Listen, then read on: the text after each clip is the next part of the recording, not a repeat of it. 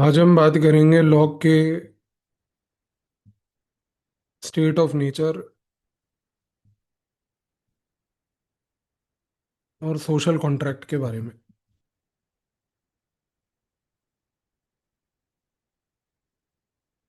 Log कहता है कि there will be a state of nature.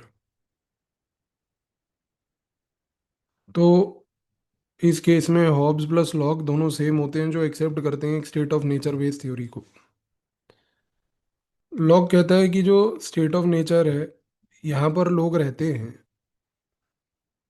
यहाँ पर कोई लॉज नहीं होते, यहाँ पर कोई गवर्नमेंट भी नहीं होती, यहाँ पर कोई पुलिस भी नहीं होती। इसके बावजूद भी स्टेट ऑफ नेचर में लोग रहते हैं। और वो कहता है कि दे आर नॉट वाइल्ड। वो किसी को हार्म भी नहीं करते, पीसफुली रहते हैं। क्यों? क्योंकि यहाँ पर सारे लोग जो रह रहे हैं उनके पास रीजनिंग की एबिलिटी है।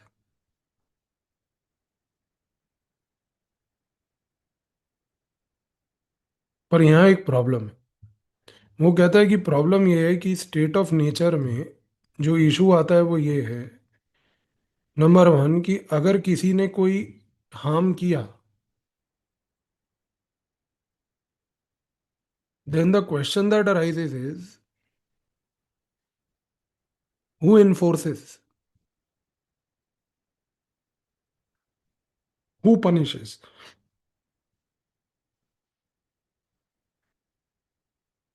इस रीजन से लोग जो है स्टेट ऑफ नेचर से निकलकर एक सिविल सोसाइटी बनाते हैं। और वो यहाँ पर क्या करते हैं कि वो कुछ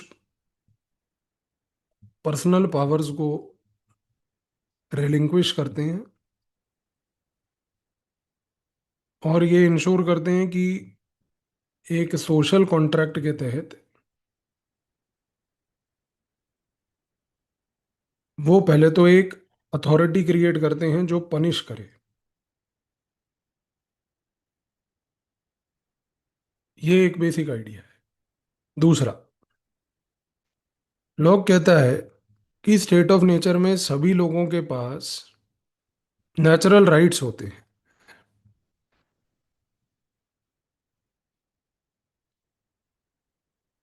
लाइफ, लिबर्टी और प्रॉपर्टी।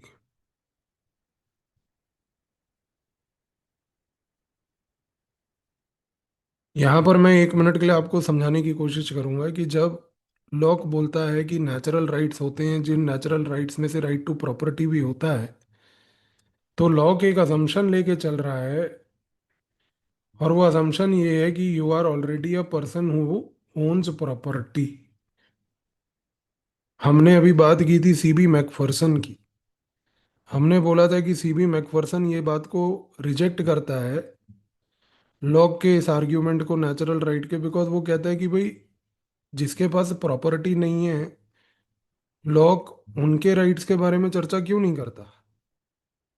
तो हम ये वाला एस्पेक्ट लेके नहीं आ रहे यहाँ पर। हम ये कह रहे हैं कि लॉक का जो खुद का एक अजम्पशन है, हम उस अजम्पशन को एक्सेप्ट करके चल रहे हैं।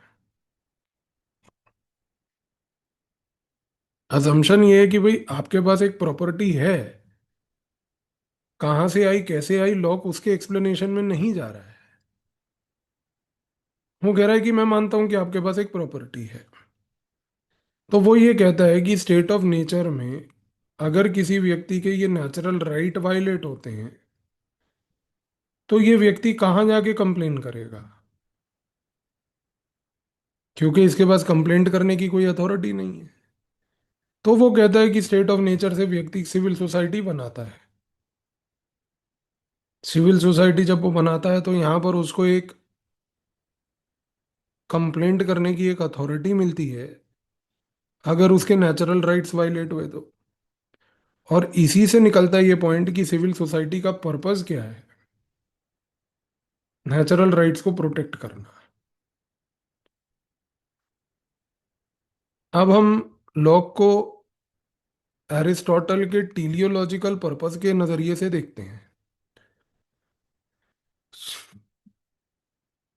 एरिस्टोटल बोलता है कि everything moves towards a purpose, everything in life has a purpose. तो लॉक क्या बोल रहा है? सिविल सोसाइटी, सिविल सोसाइटी की एक टीलियोलॉजी, उसका एक purpose, protect natural rights, enforce rules.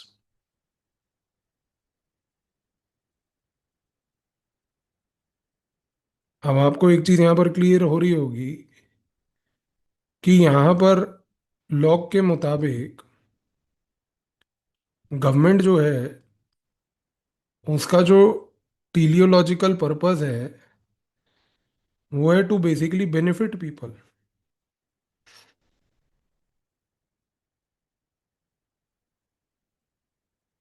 Enforce करना रूल का और नेचुरल राइट का। पर लॉग यहाँ पर एक बड़ी दिलचस्प बात ये भी बोलता है कि if the government fails people must remove it.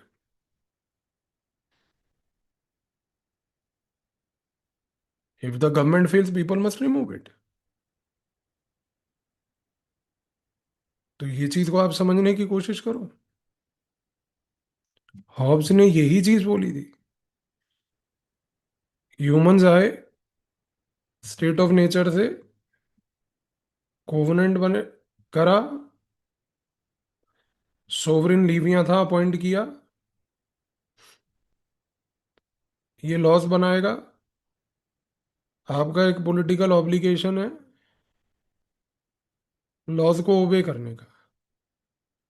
Law unjust है, ओबे करो। एरिस्टोटल बोलता है कि बॉस रेवोल्यूशन हो सकता है, हॉब्स कहता है कि there is no space for revolution. वो कहता है कि there is no space for dissent for that matter. Revolution तो छोड़ दो। लॉक क्या बोल रहा है? Locke is not talking in the Aristotelian language of revolution, but Locke is saying dissent is possible and dissent can lead to removal. तो ये Hobbs, lock, Aristotle में फर्क क्लियर होना चाहिए आपको। एरिस्टोटल एक एक्सट्रीम लेवल ऑफ रेवोल्यूशन पे जाता है। हॉब्स तो कहता है कि भैया ना डिसेंट पॉसिबल है ना रेवोल्यूशन पॉसिबल है। पर लॉक कहता है कि डिसेंट भी पॉसिबल है, रेवोल्यूशन नहीं बल्कि रिमूवल पॉसिबल है, वन स्टेप बिलो एरिस्टोटल। तो एक चीज क्लियर हो गई कि लॉक की जो पूरी पॉलिटिकल थ्योरी है,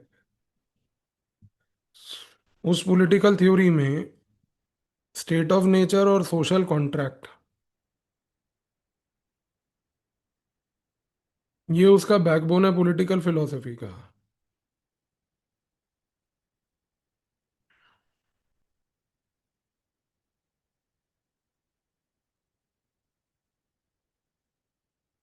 तो लॉक यहां पर स्टेट ऑफ नेचर को ब्रूटिश नहीं देख रहा है, स्टेट ऑफ नेचर को वो ऑप्टिमिस्टिक नजरिए से देख रहा है। इस स्टेट ऑफ नेचर में भी वो कहता है कि लोगों के पास रीजन करने की एबिलिटी है, मोरालिटी है, फाइटिंग नहीं करेंगे।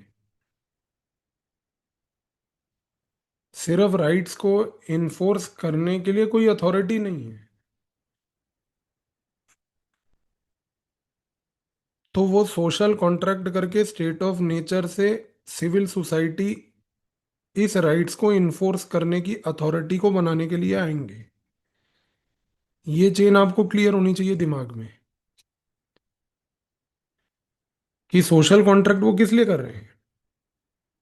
वो इसलिए कर रहे हैं सोशल कॉन्ट्रैक्ट कि आप एक स्टेट ऑफ नेचर से बाहर आकर एक सिविल सोसाइटी बनाओ।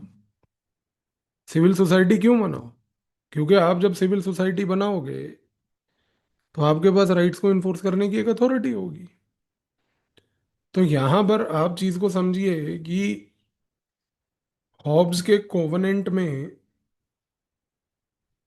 और लॉक के सोशल कॉन्ट्रैक्ट में क्या फर्क है। यहां पर there is surrender of rights. यहां पर there is no surrender, but there is conditional delegation. क्या कंडीशनल डेलीगेशन? आपको इन्फोर्समेंट करना है, पनिशमेंट देनी है, नेचुरल राइट्स को प्रोटेक्ट करना है।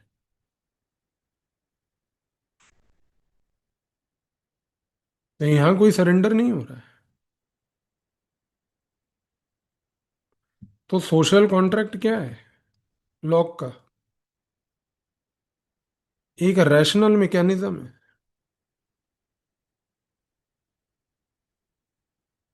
किसके लिए? टू सिक्योर राइट्स,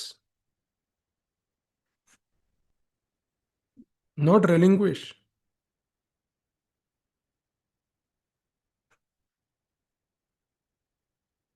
तो यहाँ पर सिविल सोसाइटी जो बन रही है वो एब्सोलूट नहीं है। वो किस लिए बन रही है? एक प्रोटेक्टिव एजेंसी के नजरिए से बन रही है। गांधी इस चीज को कैसे देखेगा? गांधी कहेगा कि ये जो सिविल सोसाइटी है लॉ की, ये बेसिकली क्या है? एक ट्रस्टी है नेचुरल राइट्स की। नेचुरल राइट्स की ये ट्रस्टी है। और लॉक बोल रहा है ये सिविल सोसाइटी जो है ये कोई परमानेंट नहीं है, अनचेंजेबल नहीं है, परफॉर्मेंस ओरिएंटेड है। लेजिटिमेसी प्रूव करनी है,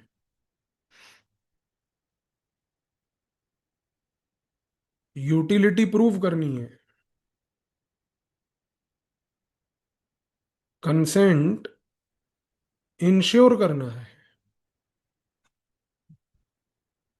समझ में आ रहा है ये पॉइंट आपको? कि यहां पर परफॉर्मेंस का गेम है।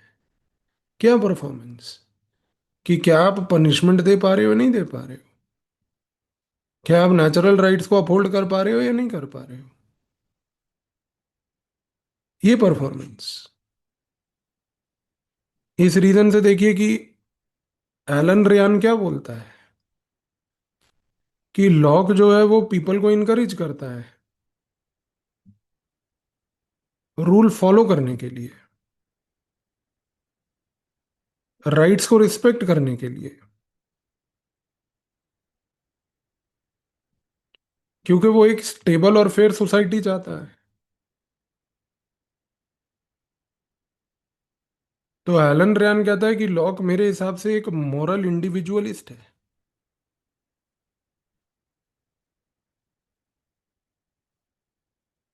जिसने एक ऐसा इंटेलेक्चुअल ग्राउंड वर्क क्रिएट किया है जो बेसिकली एक डेमोक्रेटिक गवर्नमेंट का फ्यूचर के लिए एक फाउंडेशन है। एक मॉरल इंडिविजुअलिस्ट है जो गेम मोरालिटी पे खेल रहा है। तो लॉक यहाँ पर जो है उसकी थ्योरी जो है वो किसी प्रकार से कोई रेवोल्यूशन इनकरेज नहीं कर रही है, अकाउंटेबिलिटी इनकरेज कर रही है, ओबीडियंस इनकरेज नहीं कर रही है, कंसेंट इनकरेज कर रही है। ये चीज को समझो आप, कंसेंट इनकरेज कर रही है। क्योंकि जब आप लॉग को इस नजरिए से देखोगे तो आपको मालूम चलेगा कि लॉग की पूरी थ्योरी जो है वो प्रेग्मेटिक होने के साथ साथ, कंसेंट बेस्ड होने के साथ साथ एक अकाउंटेबिलिटी का फ्रेमवर्क लाती है। अब आप देखो,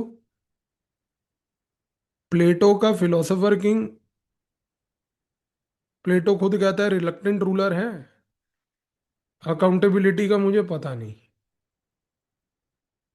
एरिस्टोटल कहता है कि भाई रूलर को अकाउंटेबल होना जरूरी है, नहीं तो रेवोल्यूशन होगा।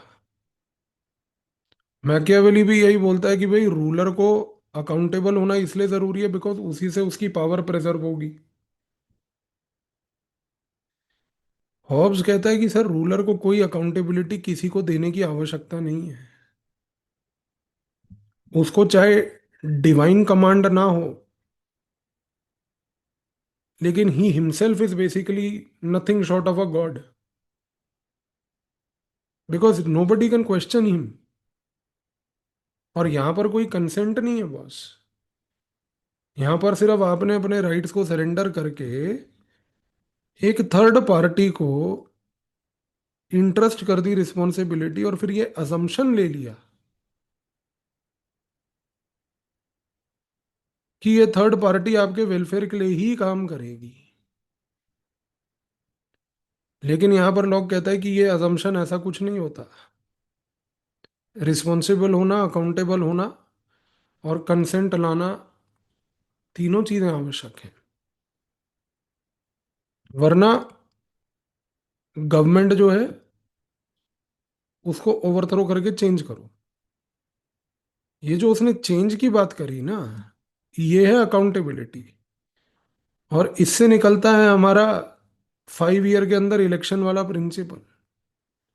आईजीपी पढ़ेंगे ना, तो जब पार्लियामेंट पढ़ेंगे ना, और पार्लियामेंट में जब ये पढ़ेंगे कि 5 साल का टर्म होता है लोकसभा का, तो लोकसभा को लोकियन लेंस से देखेंगे। वही बात है कि सस्ते पॉलिटी के टीचर ये चीजें नहीं बता पाएंगे आपको, क्योंकि उनका ऑब्जेक्टिव है सिर्फ पॉलिटी को चिपका देना आपके नाम पर। मैं आपको बार बार बोल चुका हूं, आपका नजरिया आईजीपी का बिल्कुल अलग होगा। तो ये चीज को समझने की कोशिश करो आप। तो ये पूरा कंपैरेटिव पर्सपेक्टिव जो मैं बार बार देता हूँ क्लियर रखिएगा, बिकॉज यही आंसर में लिखना है, वरना नंबर नहीं आएंगे। ठीक है जी, चलिए।